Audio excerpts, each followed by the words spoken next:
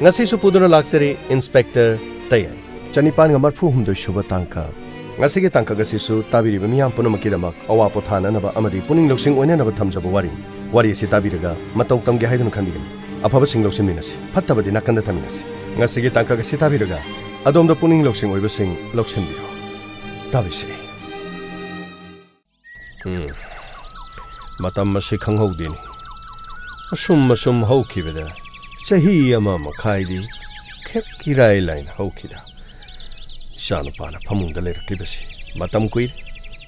moi pabu ai sida leine kaidore sida laune kari torge nangbo poche mata thangda biyo haige tawbani lai kari no ni nang aduk omna poroklibadubo tai kari sunateda aina ne kobi masoi khara mamangge sidagi ingkholdudagi aina thalubani mana masing khara su yaure khamene sinba su yaure alu angang ma khara horambadu su neina khotoga poraba se paige se kari ginu ni nangbo amukta da suk yamna poroklibasiba ore naiga chalaga khaidok khaijin tawraga ni rak thongna pura su yabadubu amukta da loina puraido ko moi pabungna dei bu wahaningdriba aina ne amukta da loina loisinge haina tawbani imong no pi sisune imong sida thabak ngakte yawbo phawbo ngamjadraba hai namong no pigi maram dadi wangangba yade ko pono maksi honari basi uredana social media da ingoi mahagi mapuroi badu khajiktang khodong charaktabada mapuroi badu huntoga masa sing hunto sakre hari kharana ne nupi du mayum pan khre haini kana hagumba kharana nupa du magi nupi du nare habadigi mapam da sasakra sanu haidana tan thorok pofobu yawi hariben adu yangu nangge gidi kaya da lebu phagre nasa nupa sina phamungda taraktunu leiba matamdagi ngasi phawbada namong nupi sina dekai wangma lande kanna hek sena khraba haimi nangna phawba hayeng aina khudong thirakpada phawbada nangna sumna senaba ngamgadaba nateda moi pabung kari wano ne dubo aina bu kadai da hunto ga satkadorigi aigi sahi matang sinabu kanada yum paluni maida karino ni moi pabung na hari dubo hai nangi wado haujik nang ahan oire nang haujik ki phiba masle kanada yum paluni haibagi waro nati naha oiramlabadi nang yum pangadraba nang khali badu khangine kara naha oiramlabadi yum panthokki bi yaisirane karino moi pabung na ngangi dubo nasana mongna taraga karino lana loba tari karino mi hari dubo phagi tawbani imau sidi leikai sida magum yaude yengodana nasanu pasina wa mata ngangbana tini koma da leibani haidan hospital le yong lupa kaya hunde arai ba sel makai loina sangdan dobo marai ba gengba tare dana sum phattadana phamung sida dumak marai khrabadi imau nu pi si masa yaw basunati mabu yumda satkho haigadra kari haigadabano khangdrene mama moi pabung aisu khaliban aikhoina di ahal sumosela aikhoi ani naga phatanungda thokro phamung asigi mathakta isa asibu kanani yengsilogadoribanon madugi khallubadane isa se leifam chapum khangti hai mama adugu manumina ma lakpai base ai su hana digi pakhatunu leiribani ne nang namu khaijalakpadu de isa se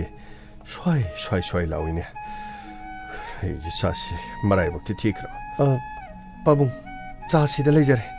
thamo ai mungdong ta changge ko imagi su manungda thamammi sida puthokjaro raima yarani bema ima manungda oina thakjarage manungda oina thage ko kamdorige ne ramesh pune khara leng otpa tawbrane ima leng otpadi kariguma mata tawti hanagi dumak mahusa haibedan ngarang di magi khubi do khap makhuche khubi se lengakpada aina mahak wakhal tara boiningi mana ingonda kariguma hainingba ma ima magi makhul engakpaduda aina swai laurure magi bema nongmadi soidena makhut lengakpada nati mahaki machinnane nangbu nungsina bidya haidena kaubadu ima tajaningi banini kayada marai bak thikrabanon gari phangi kanna thawganu tamna thaw haidena imana haiba adubune lambida khudong thiba thawdogaduda asuk thina solaga mana aikhoi gi mana thawai oiriban Mana sum pamungda taaduna leirati kari wayongni khalubada nangsu nahani do nangsu namita nasa uba natri luhongbagi tha fawo phadriba atubu nangna chahi ama makhai mafam asida leibase ima khoidi nongonda kari so haiba ngamti nakhoigi napamgi imaga pabunga dasu nakhoigi napabungna yarabadi nakhoigi nasa silauge hairubasu lauro hairubada matam khara yengkisi haiduna nakhoigi napamgi misingna so hairi nangna isabu thadoktuna amuk chatkrabadi isa se ekhoina di senaugan atu hayeng ekhoina amuk leitrabadi kamdogan madugi khalubadani bem ekhoi thawai se yamna wa ima karigino dumna haibiriba ai sagai asigi mauni yum asigi mau aina karigi mahaku thadokadagi mahakna wakhal tarapa hanagumna mahakna hogat kangkhatuna chatpaduni aina mapuda ningzariba kayada nungsikrabano ne mose nangondagi hene nungsibase hek laiteda koi bema adubani bema nongmadi ma hanagumna pharakpa oisan sanu paramesna pharakpane aina ngairibase kayada nungaikraba kayada nungsikraba pungning asina kayada penjarui nangna yum asida mawoina laktringai nongma nangga maga aikhoigi imung asida lakminadana nangna ikai yum asida nakhoi ani punna sakminarakibado ima kaudriye numito ima kaudri haima karino ne torisiba nupiga sela jala torisiba haima ramesh kaino torisiba kanano pureidubo ima namono pini kurumo imani kurumo ima kurumjari ima haima karino torisibo ngasidi sagol senumini numisutane karino hekta selabro torisibo nate de ma chen ba chen da ba kari bu leirige ni ma thamoi ama ga dum jana dan leira sidi ma sidi hen ba bu kari leirige haima kari no ne kairo le kai haiba ma su leidana kaino makhoi gi su mama mapa haiba ma leiri nati hekta ngasi dagi hekta leira ni na hairibro kari no nang na tori du adagi nate de ma yum da ne som tongan ma pa paro ko da ko de song sirana ada ina su ngak ima su leiram ngani ngak kongnaru sina sangapani mana budi phana sum yaja daban adai sum habet changaga ima da sum habet kurumange na tawbani haima adu gi budi phaine he adu na phabong chu leibani ne noibo kari haidu no noibo yani da mamana bi malak sum koi balak bani na dum haire su yabadu ima na lu na logi basina ima lai ngi sida chak thongala sira as kari no ni hari sibo ibema nang bu chak ka thonga gi hari bro ima kadai de gino da chak thong le de thengani manik ta haijaliban aidi changbu kai jai na haijabane adida mana yani changusi ima da kurumandoi ne na hektam kan hek ma hairaba adida ima hekta changjarak ban ima thogolon khangde haidana na chaba warogunu koima haima kari tawi haibage haujigi matam sidine matam yamna fatraban na koine thamoi sengnadana amaga tathok tasin tawnadana yari si pharibani ne haujigtine yung kai pandringe da phapata punamakse loina khanabana bu chumabani da haujigi matam dane hayeng leiminara kanda du adana tawdok saruk pudi haujig leiminaringai matam dane thamoi masak khangnana amana amabu kai khumnadana yabu yanaradi imagi de kari su kai de dai bema ima ai nomalak sake masidi khajik tang thengkre pang su lei haibani na pang udring heda ai phat chalhorage ma karino ne hainari wasibo talu khogi macha bidya du natrane hoi pabung kurumjari pabung yare bema nakoi pabung di kamdauri koi pabung adum lei nongan madigi numita fawba inkol da dum thaba khara suba aduga sangom thokpa san namani lei adu mi khara neega tawraga adum lei maduni hingbagi mahawai do chap chabadu maduni dana haldugi machani haibadi yai adugune ngasi numit phatte ko numit takhini ramesh numit takhini ngahaktung sum sangjaramani da fare mama kai tawrage moi pabung karino nangbo ai ge sida pot ama ina ngasai hangbudu bu amukta piru laudana nangbo karino aingoda ding ngasai hangjo hangdana amukta laune ai haige laune sida laune hoi karino ngasai de ingoda pot haidu bu karino aingoda di hangjo hangdana haiso haidana kaino nang si mama mafam matam khangkidra pot yum masida pusanjari si karino yenghaning bo waning ba leram ba sui yai nang ni hek thachan dana taw laune ai haige laune so da piru laune bema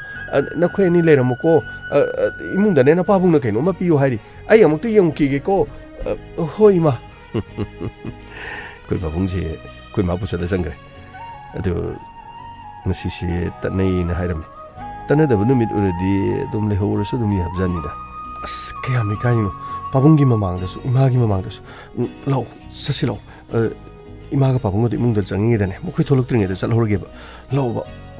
thongar bong do thilo law ba kari gi no thongar bong dai ba ayum yo bo phabu thindori ni na koi gi na bunga ha na koi gi na khurang lei da moi do ai he no thongar da lak pasi moi na ka he na ngai ta ba ke no to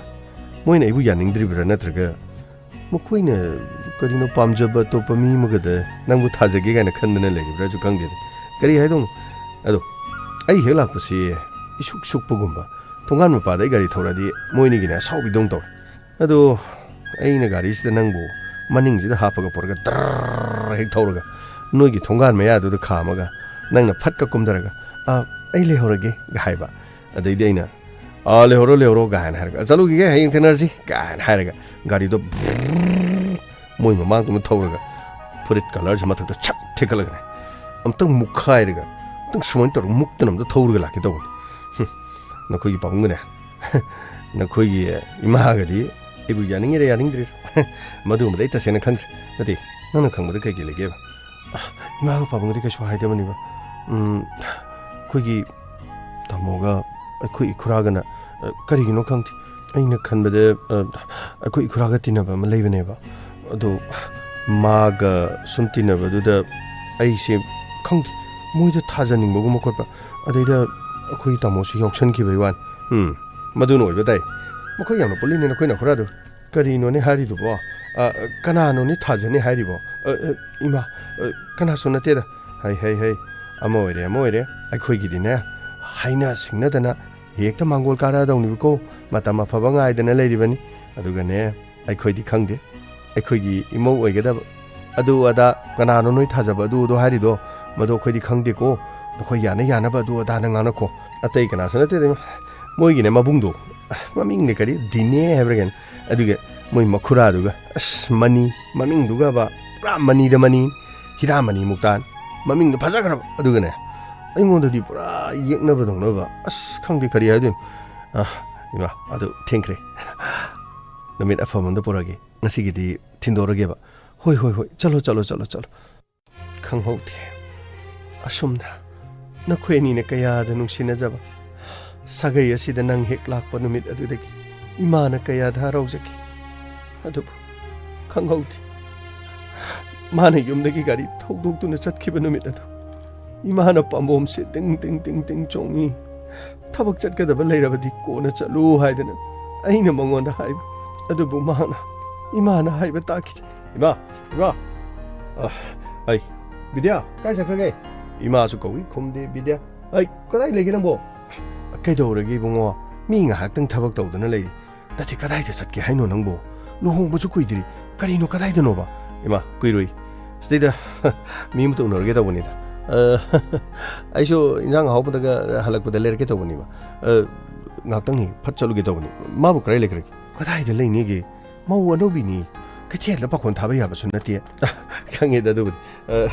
ꯐꯔꯦ ꯏꯃꯥꯗꯨꯗꯤ ꯑꯩ ꯀꯩꯅꯣ ꯇꯧꯔꯒꯦ ꯉꯥꯛꯇꯪ ꯐꯠ ꯆꯠꯂꯨꯔꯒ ꯑꯩ ꯄꯣꯠ ꯆꯩꯗꯣ ꯂꯩ ꯂꯥꯛ ꯉꯥꯏꯈꯣꯅꯦ ꯅꯪꯕꯣ ꯂꯨꯍꯣꯡꯕ ꯀꯨꯏꯗ꯭ꯔꯤꯉꯩ ꯑꯗꯨꯒ ꯁꯨꯃꯥꯏꯅ ꯆꯠꯊꯣꯛ ꯆꯠꯁꯤꯟ ꯇꯧꯕꯁꯤ ꯐꯠꯇꯕꯅꯤ ꯂꯥꯏꯅ ꯇꯤꯟꯅ ꯃꯤꯅ ꯌꯦꯡꯁꯤꯜꯂꯦ ꯍꯥꯏꯔꯤꯕꯅꯤ ꯃꯤ ꯅꯪꯕꯣ ꯒꯥꯔꯤꯅ ꯑꯃꯨꯛ ꯇꯣꯏꯕ ꯀꯟꯅ ꯊꯧꯕꯅꯦ ꯅꯪꯅ ꯒꯥꯔꯤ ꯊꯧꯕꯁꯤ ꯏꯃꯥꯅ ꯂꯩꯕ ꯉꯝꯗꯦꯅꯦ ꯏꯃꯥ ꯀꯩꯁꯨ ꯇꯧꯔꯣꯏꯁꯦ ꯕꯤꯗ꯭ꯌꯥ ꯑꯧ ꯂꯥꯛꯑꯦ ꯑꯣ ꯏꯕꯦꯝꯃ ꯑꯃꯨꯛꯇ ꯂꯥꯛꯑꯣꯏ ꯉꯁꯥꯏꯗꯒꯤꯅꯤ ꯏꯃꯥꯅ ꯍꯥꯏꯕꯕꯨꯅꯦ ꯀꯔꯤꯃꯠꯇ ꯊꯥꯖꯗꯦ ꯀꯔꯤ ꯍꯥꯏꯒꯦ nga le ro hai ra du ga jang na pi kari yani salad chemna ba poche khara dum mana masing no bo khara le ro thabi gumba aduga gajar gumba yawra su yai leba hoi ki tang ga yaw bi ro tak tho ga khara thang ge down salad ki yare ai le ga lagi ima adu de ai phacha thor ga lagi ko hai nang na gari thobu do tapna thau ko ibungo ya ani ge dor gi ma as khoi ma jina ba pakat chau gi bajina yare chalu ki ko ba bye ai to ri jing ko mama hai si thakra ba masina ne numit ado ning sing no bata ima di ngasi phobu do thamoi se ting lau numit adu dagi phone lakpada ai paikhat pa ngasi phobu ngamti maduta mari mata thokpa ama khangda call tawduna aingonda hairakhiba numit adugi khonjel inese tabro inese kaidorage nangbo kaidorage bimor inese paucham nuai ta pawni inese yaragadi hospital da mutalo karino ne kaidorage inese ai kari hage da bulkhangdi da inese yaragadi khachik thuna ne koi mama ka torga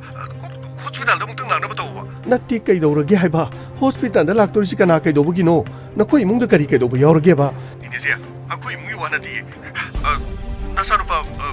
ramesh to kari torba kari accident hoiro ke kari lambi matai ma da kai ne harisi ko sadna taramedna ina gari to pukala hospital da leire ne masakambra to kudi ai so hospital da chalu ne ba mata de ke akoi ramesh or mane mi ne yar ke tak turum tula ai bimol nakoi amuk to leire mo ai ne nakoi ma ma ka tor ne hospital da lakna ba to ke ai bidya amuk to law ne loire dana imali loire dana aina ngasi si pamum chongi tumdagi thokino na aina haiba laude ne moi pabu amuk ta lawo hospital sana na batawsi amuk ta lawo ima haukraba wari singa dubu ima na hanjin hari badu karigin ima numit adugi thodo godo ningsing lo bata namodi pangal yamna sonte aidi amuk hana thokraba thodo adugi matangda amuk ningsing duna wari saba pamdi ma chumi imong na hari badu chum adubune ima na ngasi di khangning ningsing lei aduka nang na ngasi phawd nasagi oijaba pumnamak thadoktuna mabu senaduna leibasida nakhoi pabunga aiga na khanaramine nangbu yumda halan khrasira nangdi naha oiri namitta na sa ubasu natri maron su thoktraba chage haibasu haidraba thakke haibasu haidraba mamit usinduna nungaina tungkhun tanduna dumak leiriba karamba matamda pharakhini adubu chahi matam changbi hai hanugumna amuk hana wakhal tarakpusu yai harak hospital da namak thamgadabasu aikoinu hospital da mahak odum senaba haibadudi aikoina ngamdabanina pomnamak singado yumasida tangai phadaba polam kaya marum se nangna masidaida sindana hidak pu kapane hidak pu pijabane nangna tawribase hospital da nurse no pi mana tawbadagi nangna tawbane helibani ne imagi bema nangi laman sidi mapok sama ima koina singma ngamgadaba natene ngasidi karino mani mama wani wari sin thongna sangreda ramesh tubu ma bu ngasigi no speeding ga tawkhrabra pabung loina ma hona jarabani amuktang wakhal taraktana hanagum leirabadi kayada nungaigan aikhoigidi nang si mauna tene he aikhoigidi chanu pini ne nang no honari basi be ma naman haibasu haiban unthong na phajan hona khraban mapok asida ne aikhoigidi maunati ichanu pi ichani ngol haibaduni ne thokna nungsikre adubune nang na mafam asida namitta na saw basunati nang na khong tangang na khut tangang na sam lai sabadagi mau oibada ngairiba nangi narai baksi thikre da koi bema adubune na nem ga iga khanarami bani na khoigi hallaman da su khoina haibadu nangi yaka yengdana leiba male matam kharadi yengkisi haida adubu sum shanu pasina marai bak thidana sumna leigada bo oiradi namaga aigana adumak senarabasu senahouge adubune ai nangna isagi matam mangdana nangna honaribase namaga aigana karamba matamda nangi lamanse singba ngamgani bema karino pabung imaga pabungna ngasisibo aibo yum masida leheningdrabra yum masida aibo mahunati ningolni haina so haibiri imitta isaudravadi sagai asigi mau oibe yatabra imitta isaude haiduna aibo mau amani haiduna sakhambiroidabra pabunga imagana mafam asidagi talabasu nachaidi kaidonungda chaloi nachaidi yum asi thadokna kaidonungda chaloi pabung hai yare nangna ne adumna lepkhrabade koina kari hairuni pabung ai manungda mukta changjaroke pare chongo moi pabung kaya da nungsikhrabano ne imitchidei chaningon ujadabagi wan ningon gaido asumna tawrongani ko mama mapagi khanba moi pabung thokna nungsikhr asuk nungsibe imausibu ai khoi yo aina phangjaraka nachanu pasina marai bakthi dena tawrisu hai mama madi sap yungna dum leptana laikre ai khoina kari haruni makhoi ye halamana magi mapungning ona bu hona jakre dana ai khoina dine yum mastigi chalu haidana kari gi di taluni isana pamdana yum masigi mauni sagai sigi mauni dana thamama bani dana ngasidi amukta tawdaba mongda kapsu kape noksu noy pabung ima pabung somdam tolao kaidorage tamodo makut lengore mamit pangaga aingonda mana mangak nome kari haiba kari moi pabung nasanu pado lau he amukti yengsi lau ne kadai hai ibunga chawba ramesh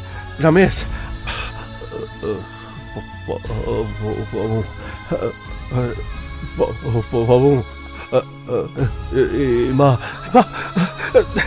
ima ki bungo karino hayo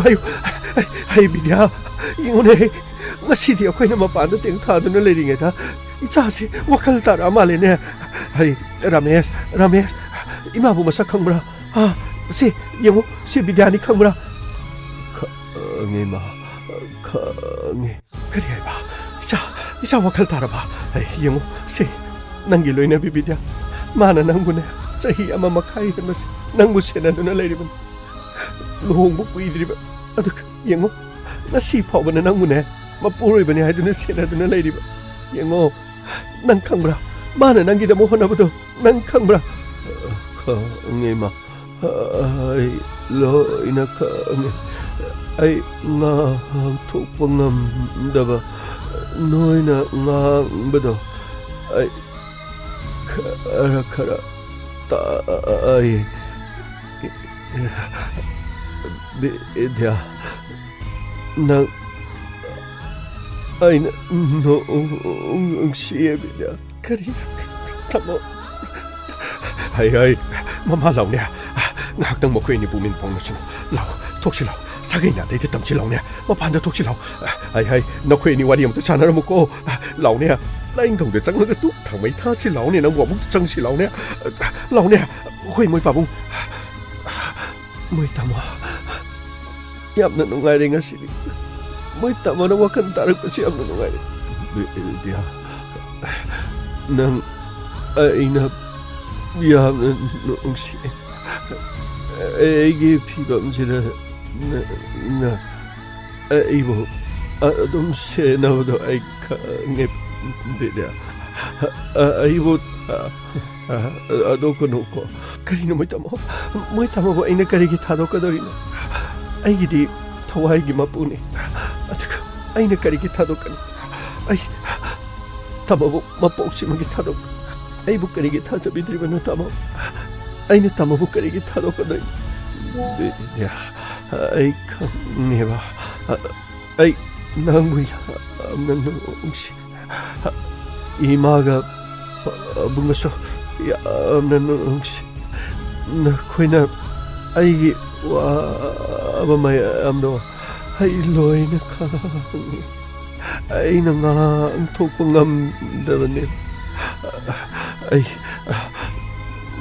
ꯅꯈꯣꯏꯕꯨ ꯂꯣꯏꯅ ꯅꯨꯡꯁꯤ ꯍꯥꯏ ꯉꯥꯏꯈꯣ ꯑꯉꯥꯡꯁꯥ ꯁꯦ ꯁꯨꯝꯗꯣꯛꯁꯤ ꯄꯥꯕꯨꯡ ꯇꯥꯛꯄꯤꯌꯨ ꯀꯔꯤ ꯇꯧꯁꯤꯒꯦ ꯇꯥꯛꯄꯤꯌꯨ ꯑꯩ ꯃꯥꯒꯤ ꯃꯐꯤ ꯃꯔꯣꯟꯁꯤꯡꯁꯦ ꯂꯣꯏꯅ ꯃꯔꯣꯜ ꯑꯃ ꯁꯤꯜꯂꯕ꯭ꯔꯥ ꯀꯝꯗꯧꯕꯅꯣ ꯄꯥꯕꯨꯡ ꯑꯩꯅ ꯂꯣꯏꯅ ꯉꯁꯤ ꯁꯤꯟꯖꯔꯕꯅꯤ ꯃꯥꯒꯤ ꯃꯐꯤ ꯃꯔꯣꯟꯗꯤ ꯌꯥꯝꯅ ꯇꯣꯏꯅ ꯑꯗꯨꯃꯛ ꯁꯤꯟꯕꯅꯤ ꯏꯃꯧꯅ ꯍꯣꯠꯅꯕ ꯂꯣꯏꯅ ꯈꯪꯉꯤꯗ ꯑꯗꯨꯕꯨꯗꯤ ꯐꯔꯦ ꯃꯥꯅꯦ ꯃꯐꯤ ꯃꯔꯣꯟꯁꯤ ꯍꯣꯡꯇꯣꯛꯑꯒ ꯑꯃꯨꯛꯇꯅꯦ ꯂꯦꯡꯕ ꯑꯣꯠꯄ ꯉꯝꯕ꯭ꯔꯥ ꯆꯠꯄ ꯉꯝꯕ꯭ꯔꯥ ꯀꯔꯤ ꯇꯧꯏ ꯍꯥꯏꯕꯗꯣ ꯃꯉꯣꯟꯗ ꯍꯪꯉꯒ ꯃꯥꯒꯤ ꯑꯄꯥꯝꯕꯗꯣ ꯑꯃꯨꯛꯇ ꯄꯥꯡꯊꯣꯛꯍꯟꯁꯤꯅꯦ ꯏꯃꯥ ꯑꯩ ꯋꯥ ꯉꯥꯡꯕ ꯉꯝꯃꯤ ꯏꯃꯥ ꯄꯥꯕꯨꯡ ꯑꯩ ꯂꯦꯡꯕ ꯉꯝꯃꯤ ꯏꯃꯥ ꯄꯥꯕꯨꯡ 이마기 이봉어 이마는 내 가리 땀나 더우 하이버두다 누미뚜다네 낭나 꼭 잣람들니까 얌농아이니 이마나 하이버시 낭네 인데네 꼭 이마나 하이빈들람버디 파도바 이마 아이 가리 끝나 더우디 이마 아이 가리 더우보다 속바 났디 이마 가리 더우보다 속바 났다봐 가리 어디 까나나 뭐또 그럼나 이마 아이 얌 기에 이마 아이 이마 police 타나 police 거비요 이마 아이 미또 얌나 기에 이마 그리노네 하리시보 나한 마케 가리 액시덴이 칸드나 아숙 상러버 마땀시 레이베다 이차부 까나나 아이 police laga haigi pamo ai police laga haigi pamo ai accident tauba nate pamo ai bo namdana ai bo yare to ngako nangna ai police ki manakta chatkani haujingne nang wafam do haigano 조미 있잖아 하이브 조미 핵다 먹고 와도 뭐 말랑나 하이브 야고 와나티 있잖아 칼리브도 좀이네 아이 police 마다 듣자까네 보나 막가도 있자부 고동티부 투올리브도 까나노 하이브도 아이 마마 가다이 가리 쇼피로 아이 police 마다 듣자로게 가다이 가리 쇼도 피로네 아이 비디야 세 나마가 떨어가는 게 학달래라무 아두가네 유마시다 미야 또 버창은 거노 아이 핵락들 보고네 유마시 통론친들을 내우고 pabung gari accident natin naman hari si adunine gari accident natin hari ne ay kodi gari accident ni kandana hospital da su masidi gari accident oigani haidana doctor na mai mafam adu da thengnaba mi singna su lambi da mahak ihingna hingsana gari du ko punna leiramani hai mafam adu da lakiba police na thijanba matam da su madu accident gumba thaudok thokpo oiramgani mi na tawbudi oiramoi haidana case अदुम कोइन इराइ लाइन हेक्तम खुमजन खिबनिने चाही अमा मखाइ सुरबदा ngasidi इचाना वखल तारकपतगी फोंदोक दौरेदना इचागी मफमदा कनाना कैदोखिबा कदाइ ममा सोपोरोने पुलिस की मनाक्ता चलगा अचुमरानो मदुगी विचार त सोइदना तोनगनी नुहारे ngasidi नुहारे ai बिद्या ममा आइना हारिबसिने ai लाक्रिबो फबो थोंगसि लोनचेंदना लेयो मी कनामता चंगन बयादे अदुगो वफमसे इचा वखल तारे हाइबो वफम सिजु कनामता दाइरमगनु मदु पुनमक्तो येक्नबना खंखरबदिने ai लाक्त्रिङेद खुदों थिबो थोकपि याइ ai हारिबसिने ai पुलिस के मनाक्ता खोंलै यांगना चलुखिगे अदुगा मफम मसिदा पुलिस पोरलगा इचाना वफम सिंगदो लोइना हाइहनगनी येंबा तारेदना हुरानबगी तराने मपुगी नोंबा खंबा तारेदना मोय पाबुं सिदा लेरेसो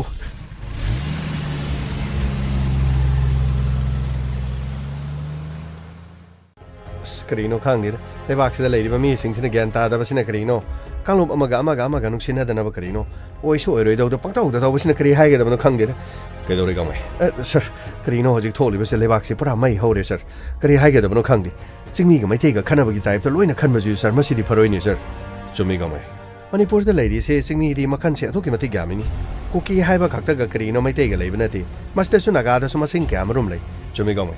ꯊꯧꯗꯣꯛ ꯑꯁꯤ ꯃꯇꯥꯡꯗ ꯃꯤꯌꯥꯝꯅ ꯋꯥꯈꯜ ꯌꯥꯝꯅ ꯃꯨꯟꯅ ꯈꯟꯐꯝ ꯊꯣꯛꯏ ꯊꯣꯛꯏꯕ ꯊꯧꯗꯣꯛꯁꯤ ꯆꯤꯡꯃꯤꯒ ꯃꯩꯇꯩꯒ ꯅꯠꯇꯦ ꯇꯣꯉꯥꯟ ꯇꯣꯉꯥꯟꯕ ꯆꯤꯡꯒꯤ ꯃꯐꯝꯗ ꯂꯩꯕ ꯀꯨꯀꯤꯒꯤ ꯏꯆꯤꯟꯅꯥꯎꯁꯤꯡ ꯈꯔꯅ ꯃꯈꯣꯏꯒꯤ ꯑꯅꯤꯡꯕ ꯑꯄꯥꯝꯕ ꯈꯔꯗ ꯆꯠꯊꯔꯛꯈꯤꯕꯗ ꯇꯣꯉꯥꯟ ꯇꯣꯉꯥꯟꯕ ꯃꯩꯇꯩꯁꯤꯡꯒꯤ ꯌꯨꯝꯗ ꯑꯦꯇꯦꯛ ꯇꯧꯕ ꯍꯧꯔꯛꯈꯤꯕꯅꯤ ꯑꯃꯕꯨ ꯑꯣꯏꯔꯦ ꯂꯣ ꯑꯦꯟ ꯑꯣꯔꯗꯔꯗ ꯑꯁꯤꯒꯨꯝꯕ ꯊꯧꯗꯣꯛ ꯑꯁꯤ ꯂꯩꯕꯥꯛ ꯑꯃꯗ ꯍꯦꯛ ꯊꯣꯛꯄ ꯌꯥꯎꯏ ꯑꯗꯨꯕꯨ ꯃꯥꯡꯖꯒꯗꯧꯔꯤꯕꯁꯤ ꯀꯅꯥꯅꯣ ꯑꯃꯅ ꯑꯃꯗ ꯑꯦꯇꯦꯛ ꯇꯧꯔꯕꯁꯨ ꯑꯃꯅ ꯑꯃꯗ ꯑꯃꯨꯛ ꯑꯦꯇꯦꯛ ꯇꯧꯔꯛꯇꯨꯅ ꯅꯥꯀꯟ ꯑꯅꯤꯃꯛꯇ ꯁꯣꯛꯅꯕ ꯌꯥꯏ ꯍꯥꯏꯕꯁꯦ ꯃꯁꯤ ꯄꯨꯝꯅꯃꯛ ꯈꯪꯒꯗꯧꯔꯤ ꯃꯥꯡꯖꯒꯗꯧꯔꯤꯕꯁꯤ ꯃꯔꯥ ꯂꯩꯖꯗ꯭ꯔꯕ ꯀꯔꯤꯁꯨ ꯌꯥꯎꯖꯗꯕꯁꯤꯡꯗꯅꯤ ꯑꯁ ꯀꯔꯤꯅꯣ ꯈꯪꯗꯦꯗ ꯁꯔ ꯑꯩꯗꯤ ꯀꯦꯁꯀ ꯆꯠꯀꯗꯕ ꯇꯜꯂꯦꯗ ꯁꯔ ꯀꯔꯤꯅꯣ ꯑꯩꯉꯣꯟꯗꯁꯨ ꯑꯩꯁꯨ ꯆꯤꯡꯃꯤꯅꯤ ꯍꯥꯏꯗꯅ ꯀꯔꯤꯅꯣ ꯂꯝꯕꯤꯗ ꯂꯥꯛꯑꯗꯤ ꯆꯤꯡꯃꯤ ꯑꯣꯏꯔꯗꯤꯅ ꯍꯦꯛꯇ ꯈꯨꯠ ꯊꯥꯗ ꯇꯧꯔꯛꯑꯗꯤ ꯁꯔ ꯀꯃꯥꯏꯅ ꯇꯧꯅꯤ ꯁꯔ ꯒꯃꯩ ꯃꯗꯨ ꯅꯉꯣꯟꯗ ꯀꯩꯁꯨ ꯇꯧꯔꯣꯏ ꯅꯍꯥꯛꯇꯤ ꯀꯕꯨꯏ ꯖꯥꯇꯤꯒ ꯃꯩꯇꯩꯒ ꯅꯠꯇꯦ ꯈꯟꯅꯔꯤꯕꯁꯤ ꯃꯩꯇꯩꯕꯨ ꯑꯣꯏꯔꯕꯁꯨ ꯀꯨꯀꯤꯕꯨ ꯑꯣꯏꯔꯕꯁꯨ ꯊꯣꯛꯂꯤꯕ ꯊꯧꯗꯣꯛꯁꯤꯗ ꯐꯝꯃꯤꯟꯅꯔꯒ ꯀꯔꯤꯅꯣ ꯍꯥꯏꯕꯗꯨ ꯑꯥꯏꯟ ꯂꯩꯕ ꯗꯦꯃꯣꯀ꯭ꯔꯦꯁꯤ ꯆꯠꯄ ꯂꯩꯕꯥꯛ ꯑꯅꯤꯃꯛꯀꯤ ꯌꯥꯅꯕ ꯃꯑꯣꯡꯗ ꯍꯣꯠꯅꯒꯗꯕꯅꯤ ꯑꯗꯨꯕꯨ ꯑꯃꯅ ꯑꯃꯒꯤ ꯏꯃꯣꯁꯟ ꯍꯦꯟꯒꯠꯈꯤꯗꯨꯅ ꯃꯔꯥ ꯂꯩꯖꯗꯕ ꯌꯨꯝꯁꯤꯡꯗ ꯃꯩ ꯊꯥꯕ ꯃꯥꯡ ꯇꯥꯍꯟꯕ ꯑꯗꯨꯒ ꯑꯃꯗ ꯃꯩ ꯊꯥꯈ꯭ꯔꯕꯅꯤ ꯍꯥꯏꯗꯨꯅ ꯑꯃꯗ ꯂꯥꯟꯖꯗꯕꯗꯁꯨ ꯑꯃꯗ ꯑꯃꯨꯛ ꯃꯩ ꯊꯥꯕ ꯃꯥꯡ ꯇꯥꯍꯟꯕ ꯃꯁꯤꯗ ꯀꯔꯤ ꯀꯥꯟꯅꯕ ꯄꯨꯔꯛꯀꯅꯤ ꯑꯁ ꯀꯔꯤ ꯍꯥꯏꯒꯗꯕꯅꯣ ꯈꯪꯗ꯭ꯔꯦꯗ ꯁꯔ ꯀꯔꯤꯅꯣ ꯄꯨꯝꯅꯃꯛ ꯑꯁꯨꯛ ꯌꯥꯝꯈ꯭ꯔ ꯃꯌꯥꯝꯁꯤꯗꯤ ꯃꯅꯤꯄꯨꯔꯗ ꯂꯩꯔꯤꯕ ꯄꯨꯂꯤꯁ 90,000 ꯍꯥꯏꯔꯗꯤ ꯁꯔ ꯃꯁꯤꯅ ꯀꯔꯤꯅꯣ ꯑꯁꯨꯛ ꯌꯥꯝꯈ꯭ꯔꯕ ꯃꯤ ꯃꯌꯥꯝꯗꯣ ꯀꯟꯇ꯭ꯔꯣꯜ ꯇꯧꯕ ꯉꯝꯒꯗꯕꯗꯤ ꯅꯠꯇꯦ ꯁꯔ ꯃꯁꯤꯒꯤ ꯐꯤꯕꯝꯁꯤꯗꯤ ꯁꯔ ꯑꯆꯨꯝꯕꯅꯤ ꯀꯥꯡꯂꯨꯞꯀꯤ ꯏꯔꯥꯡ ꯊꯣꯛꯂꯛꯄ ꯃꯇꯝꯗ ꯈ꯭ꯋꯥꯏꯗꯒꯤ ꯂꯨꯔꯤꯕꯁꯤ ꯃꯗꯨꯕꯨ ꯉꯥꯛꯁꯦꯜꯂꯤꯕ ꯄꯨꯂꯤꯁ ꯀꯥꯡꯕꯨꯁꯤꯡ ꯑꯁ ꯁꯔ ꯑꯩꯒꯤ ꯋꯥꯗꯤ ꯀꯔꯤꯅꯣ ꯑꯃꯕꯨ ꯑꯣꯏꯔꯁꯨ ꯏꯍꯥꯟ ꯍꯥꯟꯅ ꯍꯧꯔꯛꯄꯁꯤꯡꯗꯣ ꯁꯔ ꯍꯧꯔꯛꯄꯁꯤꯡꯗꯨ ꯄꯔꯦꯡ ꯂꯦꯞꯍꯜꯂꯕꯔꯒ ꯀꯔꯤꯅꯣ ꯍꯦꯛꯇ ꯁꯨꯠ ꯑꯦꯠ ꯁꯥꯏꯠ ꯍꯥꯏꯕ꯭ꯔꯥ ꯀꯩꯅꯣ ꯃꯗꯨ ꯇꯧꯕꯅ ꯐꯔꯦꯗ ꯁꯔ ꯊꯣꯛ ꯃꯗꯨꯒꯤ ꯑꯣꯔꯗꯔꯗꯨ ꯊꯣꯛꯑꯒ ꯑꯎꯕ ꯀꯥꯞꯄꯣ ꯍꯥꯏꯔꯒ ꯐꯥꯡ ꯀꯥꯞꯄꯒ ꯑꯃ ꯑꯅꯤ ꯀꯣ ꯍꯥꯠꯇꯣꯛꯑꯒ ꯀꯔꯤꯅꯣ ꯍꯧꯔꯗꯤ ꯑꯍꯥꯟꯕ ꯍꯧꯕꯁꯤꯡꯗꯨꯅ ꯈꯠꯅꯕ ꯍꯧꯕꯁꯤꯡꯗꯨꯗ ꯀꯔꯤꯅꯣ ꯑꯗꯨꯝ ꯇꯧꯔꯗꯧꯅꯤꯗ ꯁꯔ ꯒꯃꯩ ꯃꯗꯨꯃꯛꯁꯨ ꯍꯦꯛꯇ ꯌꯥꯕ ꯅꯠꯇꯦ ꯃꯤꯑꯣꯏ ꯑꯃꯅꯤ ꯈꯛꯅ ꯁꯣꯏꯕꯗꯒꯤ ꯃꯇꯧ ꯇꯝꯅꯗꯨꯅ ꯃꯔꯤ ꯏꯟꯅꯔꯒ ꯄꯨꯝꯅꯃꯛꯇ ꯁꯣꯏꯈ꯭ꯔꯤꯕꯅꯤ ꯅꯥꯀꯜ ꯑꯃꯗ ꯈꯨꯠ ꯊꯥꯔꯨꯔꯕꯁꯨ ꯃꯈꯣꯏꯅ ꯈꯪꯒꯗꯕꯗꯤ ꯃꯈꯣꯏꯒꯤꯁꯨ ꯑꯁꯣꯟꯕ ꯀꯥꯡꯂꯨꯞ ꯈꯔ ꯂꯩ ꯁꯣꯏꯗꯅꯃꯛꯀꯤ ꯃꯈꯣꯏ ꯈꯨꯟꯖꯥꯁꯤꯡ ꯑꯗꯨꯗꯁꯨ ꯑꯇꯣꯞꯄ ꯀꯥꯡꯂꯨꯞ ꯑꯃꯅ ꯂꯥꯟꯗꯥꯁꯜꯂꯛꯀꯅꯤ ꯍꯥꯏꯕꯁꯦ ꯃꯗꯨ ꯈꯪꯐꯝ ꯊꯣꯛꯏ ꯈ꯭ꯋꯥꯏꯗꯒꯤ ꯃꯥꯡꯖꯒꯗꯧꯔꯤꯕꯁꯤ ꯀꯅꯥꯅꯣ ꯂꯥꯟꯖꯗ꯭ꯔꯕ ꯃꯗꯨꯗ ꯀꯔꯤꯃꯠꯇ ꯌꯥꯎꯗꯕ ꯏꯆꯝ ꯆꯝꯅ ꯈꯨꯡꯒꯪꯗ ꯂꯩꯍꯧꯔꯤꯕꯁꯤꯡ ꯑꯗꯨꯅꯤ ꯅꯨꯄꯤ ꯑꯉꯥꯡꯁꯤꯡ ꯌꯨꯝꯗ ꯂꯩꯔꯤꯕ ꯃꯥꯟꯆꯥꯡ ꯃꯥꯡ ꯇꯥꯍꯟꯕ ꯆꯍꯤ ꯑꯃꯒꯤ ꯆꯥꯅꯅꯕ ꯐꯧꯆꯦꯡ ꯃꯥꯡꯍꯟꯕ ꯃꯁꯦ ꯌꯥꯝꯅ ꯑꯐꯕ ꯊꯕꯛ ꯅꯠꯇꯦ ꯑꯁ ꯀꯔꯤꯅꯣ ꯃꯁꯤ ꯈꯔ ꯑꯦꯛꯁꯟ ꯈꯔ ꯂꯧꯈꯠꯂꯒ ꯀꯔꯤꯅꯣ ꯃꯔꯥ ꯂꯩꯕꯁꯤꯡꯗꯣ ꯑꯃ ꯑꯣꯏꯁꯅꯨ ꯂꯥꯟꯕꯨ ꯂꯥꯜꯂꯗꯤ ꯃꯗꯨ ꯗꯟꯗꯤ ꯈꯔ ꯄꯤꯕꯅ ꯐꯩꯗ ꯁꯔ ꯑꯁ ꯀꯔꯤꯅꯣ ꯃꯁꯤꯗ ꯀꯥꯡꯂꯨꯞꯇꯤ 34 ꯂꯩꯔꯦ ꯄꯨꯝꯅꯃꯛꯁꯤꯡꯁꯦ ꯁꯣꯟꯗ ꯈꯟꯅꯕꯅ ꯃꯤ ꯑꯅꯤ ꯈꯟꯅꯔꯒ ꯌꯥꯎꯖꯗꯕ ꯀꯥꯡꯂꯨꯞꯁꯤꯡꯗ ꯏꯆꯝ ꯆꯝꯅ ꯁꯔ ꯒꯥꯡꯃꯩꯗꯁꯨ ꯑꯦꯇꯦꯛ ꯇꯧꯔꯛꯑꯗꯤ ꯀꯃꯥꯏꯅ ꯇꯧꯅꯤ ꯁꯔ ꯀꯩꯁꯨ ꯇꯧꯔꯣꯏ ꯃꯤ ꯒꯥꯡꯃꯩ ꯃꯗꯨ ꯄꯨꯝꯅꯃꯛꯇꯨ ꯃꯤꯌꯥꯝ ꯄꯨꯝꯅꯃꯛꯅ ꯈꯪꯒꯗꯕꯅꯤ ꯍꯦꯛꯇꯃꯛ ꯃꯁꯤ ꯍꯥꯠꯇꯣꯛꯅꯕꯅ ꯀꯩꯁꯨ ꯌꯥꯒꯗꯕ ꯅꯠꯇꯦ ꯄꯨꯝꯅꯃꯛ ꯅꯥꯀꯟ ꯑꯅꯤꯃꯛꯇ ꯃꯥꯡꯖꯕ ꯉꯥꯛꯇ ꯑꯣꯏꯒꯗꯕ ꯀꯔꯤꯅꯣ ꯁꯔ ꯑꯗꯨꯗꯤ ꯒꯥꯔꯤ ꯑꯃ ꯂꯥꯛꯑꯦ ꯁꯔ ꯈꯪꯗ꯭ꯔꯦ ꯁꯔ ꯀꯔꯤꯅꯣ ꯌꯨꯝ ꯃꯩ ꯆꯥꯛꯄ ꯈꯣꯠꯄ ꯃꯥꯒꯤ ꯏꯃꯨꯡ ꯃꯅꯨꯡ ꯃꯤ ꯂꯩꯇꯕ ꯈꯣꯠꯇꯕ ꯌꯥꯎꯔꯖꯥꯠꯂ ꯉꯥꯏꯈꯣ ꯒꯥꯡꯃꯩ ꯑꯇꯣꯞꯄ ꯃꯔꯝ ꯑꯃ ꯑꯣꯏꯔꯝꯕ ꯑꯃꯨꯛꯇ ꯍꯪꯀꯣ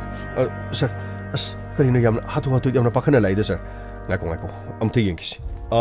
ꯏꯕꯨꯡꯉꯣ ꯑꯩ ꯀꯔꯤꯅꯣꯝꯇ ꯏꯕꯨꯡꯉꯣ ꯏꯟꯁꯄꯦꯛꯇꯔ ꯃꯥꯅꯤ ꯁꯣꯝꯗ ꯂꯦꯡꯁꯤꯟꯕꯤꯔꯣ ꯄꯥꯎ ꯀꯔꯤ ꯂꯩ ꯄꯥꯎ ꯑꯩꯒꯤꯁꯦ ꯉꯥꯏꯍꯥꯛꯇꯪ ꯌꯨꯝꯗ ꯂꯦꯡꯕꯤꯗꯕ ꯌꯥꯗ꯭ꯔꯦ ꯀꯔꯤ ꯇꯧꯕ ꯌꯥꯎꯔꯦ ꯀꯔꯤ ꯈꯨꯗꯣꯡꯊꯤꯕꯗꯤ ꯀꯔꯤꯃꯠꯇ ꯌꯥꯎꯕ ꯅꯠꯇꯦ ꯇꯉꯥꯏ ꯐꯗꯅ ꯌꯨꯝ ꯐꯥꯎꯕꯗꯪꯗꯤ ꯆꯠꯄꯤꯗꯕ ꯌꯥꯗꯕ ꯄꯥꯕꯨꯡ ꯀꯔꯤ ꯋꯥꯐꯝꯅꯣ ꯍꯥꯏꯕꯗꯨꯗꯤ ꯑꯩꯈꯣꯏ ꯑꯃꯨꯛꯇ ꯈꯪꯖꯒꯦ ꯌꯨꯝ ꯐꯥꯎꯕꯗꯪ ꯆꯠꯀꯗꯧꯔꯤꯕꯁꯤ ꯃꯔꯝꯁꯤ ꯀꯔꯤꯅꯣ ꯁꯨꯝꯗꯧꯕꯅꯤ ꯑꯩꯒꯤ ꯏꯆꯥꯗꯣ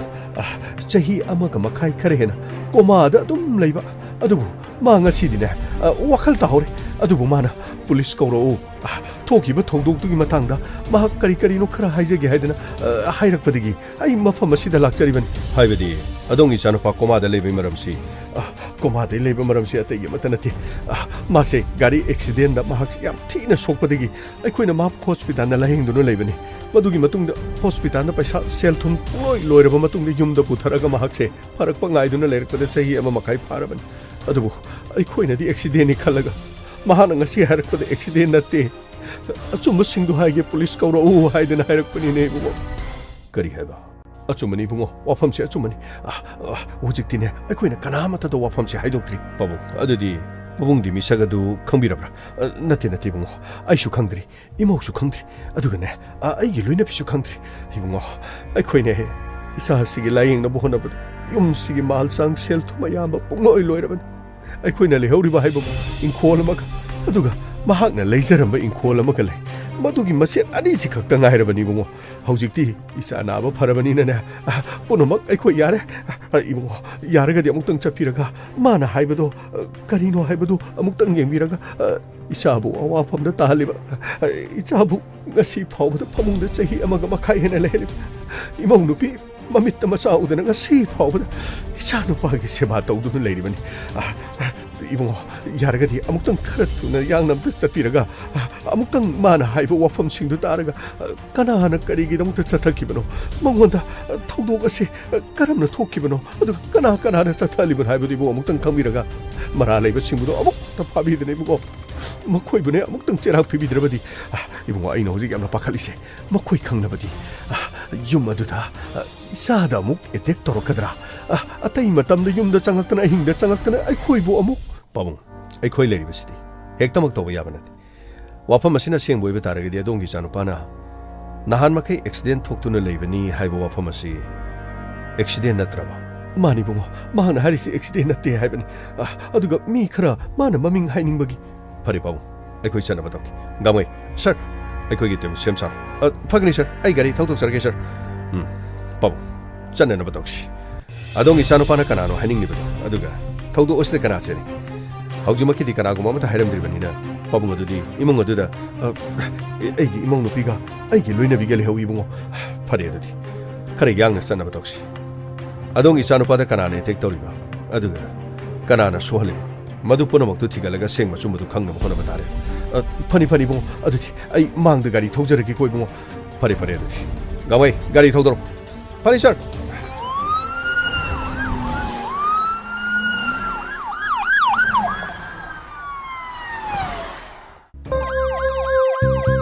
Lakle Inspector Tayai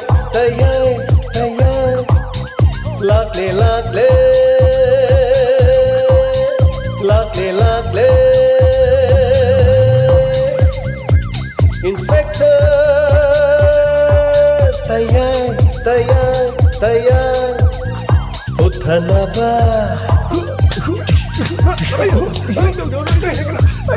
Kanbinaba. Thank you, sir.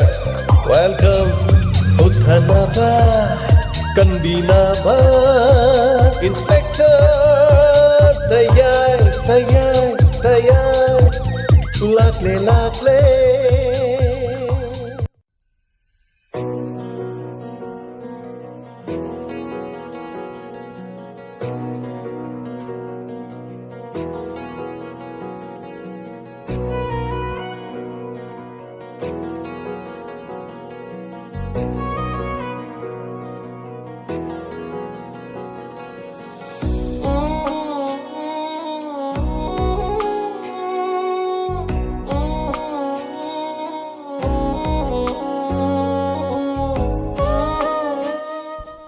Hana thakachari nga sige lantok chariben Inspector TAYAI hanjin episode chanipan ga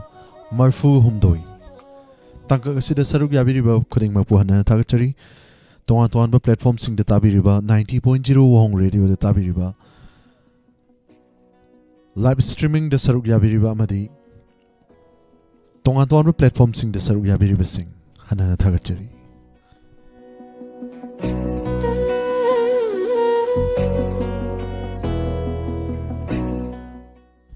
Bibirakliba feedback amadi commenting tentak na pathok chage Pawung Jante Kumar hana thagachari thoramasi da saruk yabirakpa Madam Sanjam Mibem cha thagachari Pawung Jante Kumar once again thagachari Maibem holding thokong thagachari thoramasi da saruk yabirakpa Madam Gita Chandam thagachari Maibem hal once again thagachari Madam Sonia Oinam thagachari Inspector TAYAI gi wari makha ngaijaram gi Sir James bu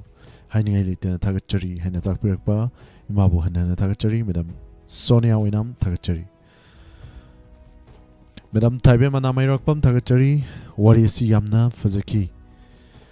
Ngasigi Inspector TAYAI episode 884 haina takpiri Pawung Jante Kumar hana thagachari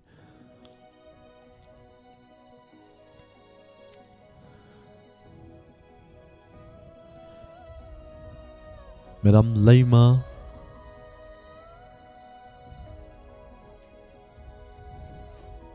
Thagachari Madam Laimayam Sunita Thagachari Thoram Sida Saruk Yabirakpa Madam Susila Okram Thagachari Ima Angobi Thagachari Ima Angobi Sagolban Hanana Thagachari Saruk Yabirakpa Ima Ibem Holding Tokong Hanana Thagachari Pawung Jante Kumar Ima Bimola Koncham Tagachari, Madam Susila Okram, Ima Ibe Amagrumayum, Sir Inspector TAYAI 883 Wari Sayamna Fazai, Serbu Tagachari Chabusu, Hanana Tagachari, Hana Takpirakpa, Hanana Tagachari, Ima Bimola Koncham Tagachari, Madam Padma Devi Tagachari,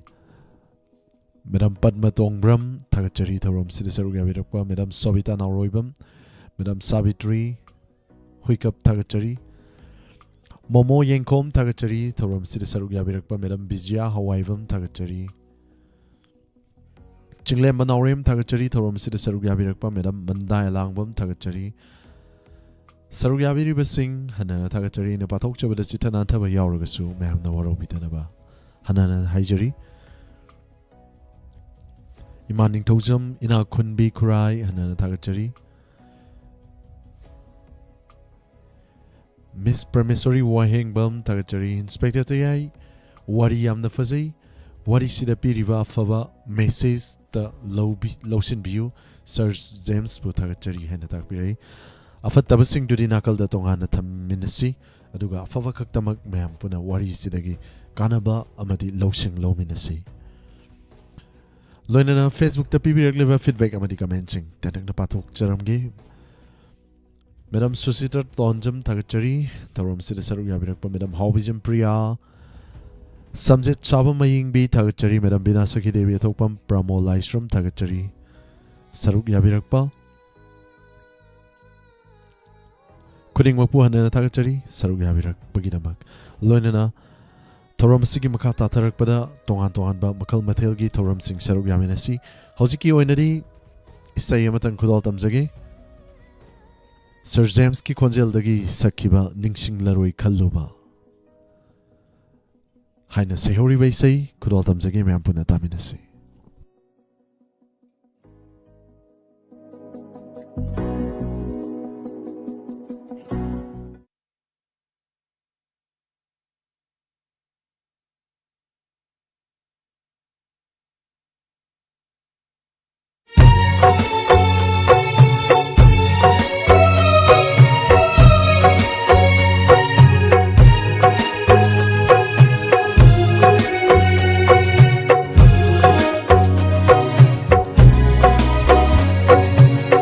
Shinglaroi khaloba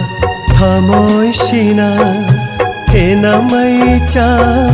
bhap lagle Shinglaroi khaloba thamoi sina hena mai cha bhap lagle matamamagi nungshirabi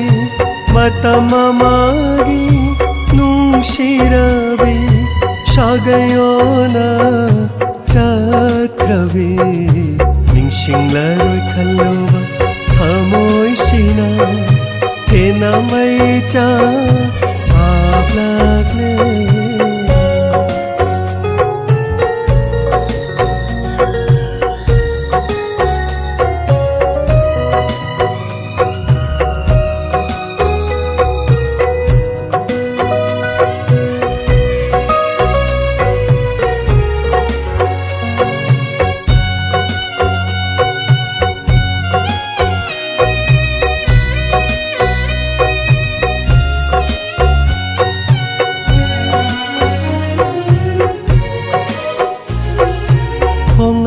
Wahai kayasho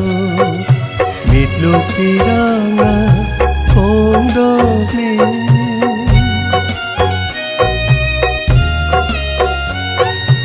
Hongam draba wahai kayasho Mitluk piranga kondokli Kaira bahaigi thamoise Macetana kai krashanu kairaba aigi thamoise macetana kai krashanu macetana kai krashanu Ningsinglaroi khaloba thamoisina hena mai cha bhap lagle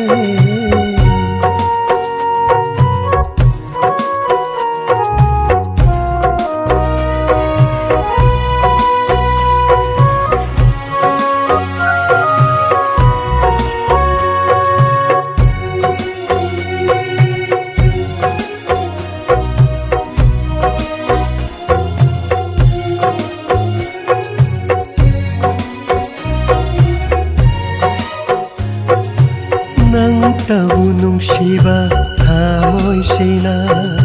ꯇꯝꯂꯛꯀꯦ ꯋꯥꯍꯩ ꯑꯁꯤꯃꯇꯪ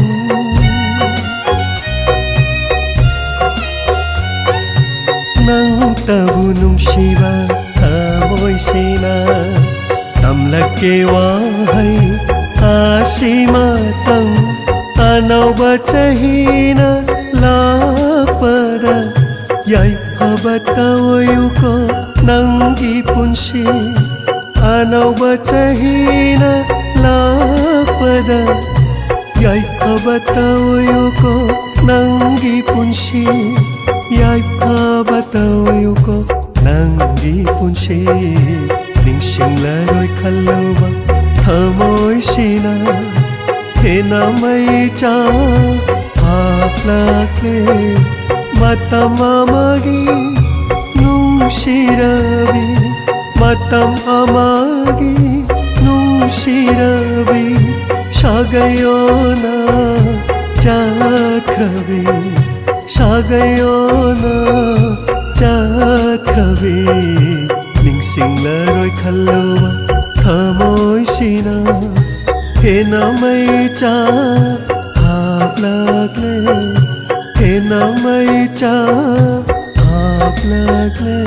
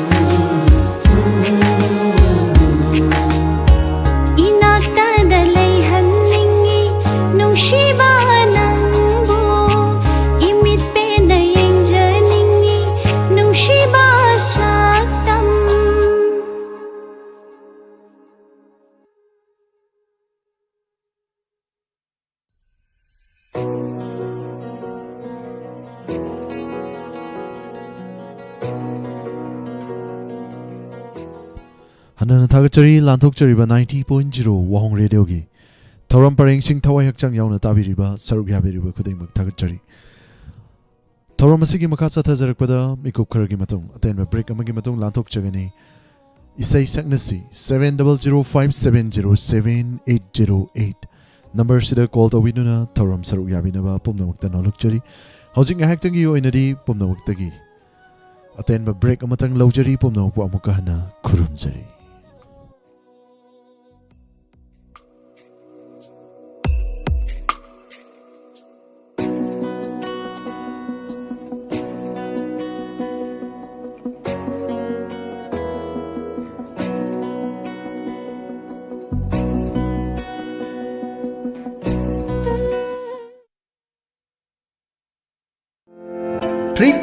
Free course ꯊꯕꯛ ꯊꯤꯔꯤꯕ ꯃꯤꯑꯣꯏꯁꯤꯡꯒꯤꯗꯃꯛ ꯅꯨꯡꯉꯥꯏꯔꯕ ꯄꯥꯎꯖꯦꯜ ꯇꯥꯒꯦꯜꯗ ꯂꯩꯔꯤꯕ Central Institute of Petrochemicals Engineering and Technology CPET Department of Chemical and Petrochemicals Ministry of Chemicals and Fertilizers Government of Indiana Pradhan Mantri Kausal Vikas Yojana PMKVY 4.0 scheme asigi makhada tha marigi free da tamba yaraba course kharagi khudongchaba pizari akang ama masing sugatagi chamaga kun khaktani course sing adudi ahanbada machine operator plastic processing ani subada machine operator injection molding ahum subada machine operator and programmer CNC milling course asi tambada yamdrabada class 10 pass tawraba masagi sahi tara nipandi gena ni pumanga phawgi manungda leiba miyoi oigedabani course sing asigi kanaba khadang pallabada course asi tamningi manungda boarding amasung saba free oijagani masida sunatana uniform amadi learning kit chingbasu free da phanghanjagani nupa masa amadi nupi masa singi 24/7 security gi meeting makhada separate hostel pizari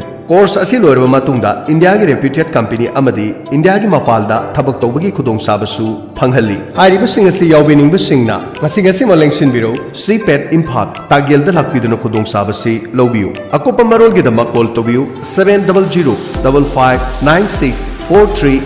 loinana 700531207 basida natana mafam basida personality development classes loinana basic computer classes khudong chaba kayasu pizari ngasi maktana biu unabiu admission open